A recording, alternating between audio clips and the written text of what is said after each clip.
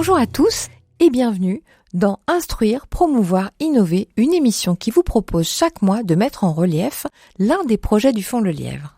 Alors rappelons ici que l'objectif de ce fonds est d'initier des actions de soutien et de financement dans les domaines du patrimoine, de l'éducation et de la santé, et que chacune de ces émissions est portée par la voix du créateur de ce fonds lui-même, Michel Le Lièvre. Bonjour. Bonjour. Alors Michel Le Lièvre, l'émission d'aujourd'hui porte sur une association que votre fonds soutient, celle des vieilles maisons françaises. Une association fondée en 1958 par la marquise de Amodiot, née Anne de la Rochefoucauld, si j'ai tout bon. Exact. Et dont l'objectif est de permettre aux propriétaires et aux amateurs de patrimoine bâti d'assurer la défense, la conservation et la mise en valeur du patrimoine architectural privé et public. Pour nous en parler, vous venez de l'entendre, mais nous avons le plaisir d'accueillir le délégué des vieilles maisons françaises sur le département de la Sarthe, Antoine Lescope de Mouy. Bonjour. Bonjour à tous. Alors Antoine Lescope de Mouy, si je compte bien, l'association fête ses 65 ans, les vieilles maisons françaises. Voilà. Elle accompagne donc les propriétaires et les amateurs de patrimoine dans la recherche de financement privé ou public afin de préserver ce dit patrimoine. Le mot d'ordre des VMF est défendre, faire connaître et aider. Antoine Le Mouy, quels sont les projets que vous avez eu le bonheur d'accompagner ?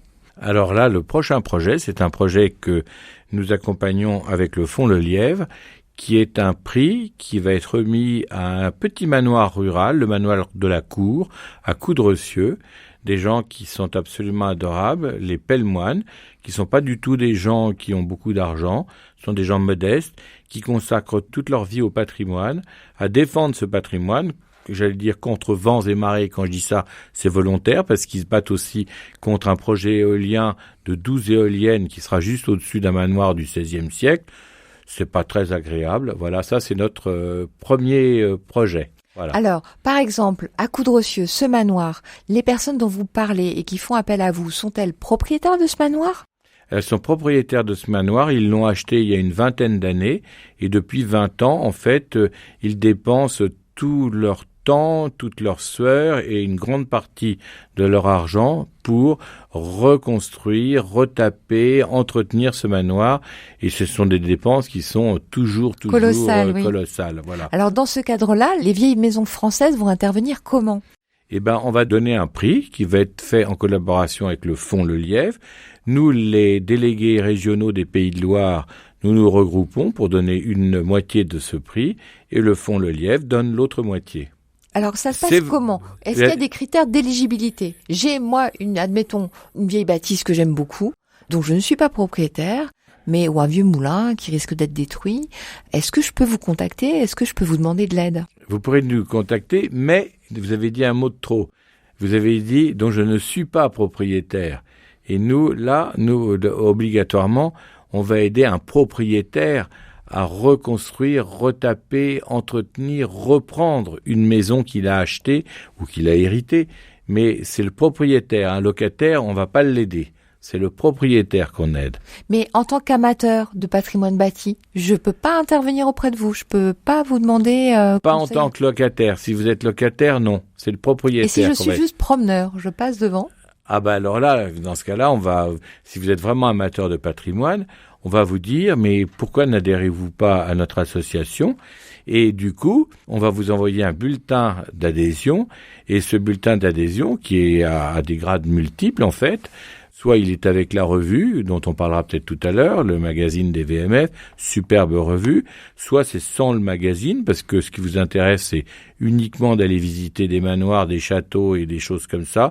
À ce moment-là, vous allez prendre juste ce qui vous donnera le droit de faire ces fameuses visites que nous organisons annuellement à plusieurs reprises. Donc les adhérents peuvent visiter le patrimoine qui a été promu, soutenu par et puis surtout, VMF. Même sans être promu ni soutenu, en fait, comme vous le disiez tout à l'heure dans les 3 mots, déjà, il faut le faire connaître, ce patrimoine. Donc, je vous donne un exemple.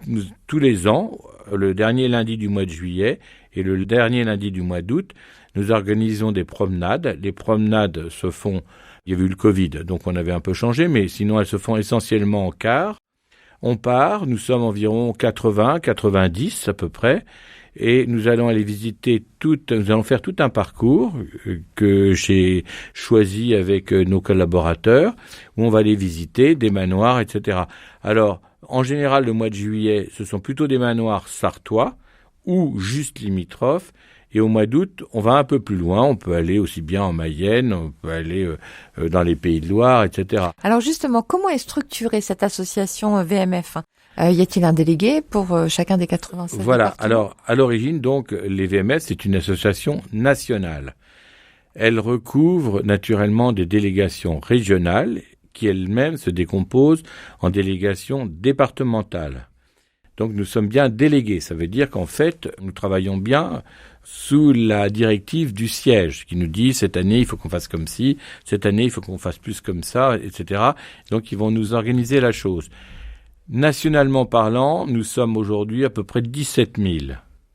Donc 17 000 adhérents, ce qui nous donne quand même un pouvoir auprès des pouvoirs publics, justement, pour pouvoir marquer un peu notre territoire en face des agressions multiples que peuvent être aussi bien l'éolien, que quelqu'un qui veut détruire un manoir, un château ou une chose comme ça, quelqu'un qui veut défendre, empêcher la construction avec une co-visibilité d'une tour juste à côté d'un hôtel particulier du 17e, nous, on va tous rentrer dans la chose pour éviter que ça ne se produise, voilà. Quitte aussi, d'ailleurs, à aller draguer nos associations qui ne se sont jamais concurrentes, bien sûr, Fondation du patrimoine, telle que la Fondation du patrimoine, mais qu'on connaît bien chez Nous ne RCF sommes aussi. pas concurrents. En fait, chacun a son rôle. Alors à présent, je me tourne vers Monsieur Lelièvre, vers vous, Monsieur Lelièvre.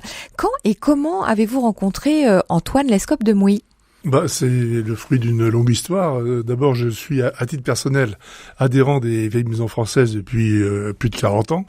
Et au titre du groupe Lelièvre dans un premier temps, puis du Fonds Lelièvre maintenant, nous décernons un prix régional conjointement avec les VMF depuis une bonne vingtaine d'années. 2007, c'est en 2007 que vous avez créé ce prix régional ? Voilà. Il s'agit d'un prix régional, c'est-à-dire ça concerne un projet qui a été choisi de façon conjointe entre moi-même, mon épouse et puis les responsables des VMF de la région. Et en général, on essaye que ce soit pas toujours le même département qui bénéficie de ce prix et donc ça tourne dans la région des Pays de la Loire. Et alors, du coup, par exemple, sur quels critères vous allez, vous, conjointement avec les VMF, décider de l'accompagnement d'un projet ? Est-ce qu'il y a un dossier à déposer ? Oui, tout à fait. Le dossier est déposé auprès des VMF et les dossiers me sont transmis, s'il y en a plusieurs, et nous choisissons d'un commun accord entre les différents projets. Antoine Lescope de Mouy, chez VMF, les délégués sont bénévoles, vous êtes délégué. Et quel est le profil type d'un délégué ? Le profil type d'un délégué, c'est quelqu'un d'abord, je m'envoie des fleurs, qui est courageux parce que c'est très chronophage. Il faut aimer énormément le patrimoine, il faut aimer les gens, il faut être à l'écoute des gens, de leurs besoins, etc. Un bon délégué, et puis il faut qu'il ait une femme. Voilà, parce que en fait, je pense que c'est très difficile de mener à bien ce genre de mission si on est seul. Mon épouse, avant d'accepter d'être déléguée, de reprendre la place de notre prédécesseur Pierre de Mascureau, je lui dis, est-ce que tu es d'accord pour qu'on fasse les choses à deux ? Voilà. Et alors, quelle est la contribution de votre épouse dans cette action ? Il y a tout le côté secrétariat, etc. Organiser une visite, c'est compliqué. Là, par exemple, je suis parti avec elle samedi toute la journée. J'ai sillonné tout le sud de Mortagne. J'ai sélectionné 7 ou 8 manoirs, voilà. Il a fallu aller retrouver le nom des propriétaires, parce qu'on les connaît pas, trouver les numéros de téléphone des gens, trouver des appuis pour nous faire ouvrir les portes, de façon à ce qu'on puisse faire une promenade qui soit concise, 4 ou 5 manoirs, pas beaucoup plus, parce que malheureusement, les VMF, on a besoin de rajeunir un peu les cadres, et que la moyenne est plutôt autour de 70 ans. Donc une marche pas trop longue, c'est ça, c'est ce que vous induisez. Pas trop fatigante, c'est-à-dire quand on est arrivé au 5e manoir, il y en a qui souffrent. Voilà, donc, et on a notre ancêtre, qui est une dame de la Sarthe, qui dessine remarquablement bien, qui a 95 ans, et elle nous suit partout. C'est la doyenne de l'association. C'est notre doyenne. Alors, Michel Lelièvre, Antoine Lescope de Mouy, cette émission consacrée à l'association des vieilles maisons françaises se termine. Merci à vous deux.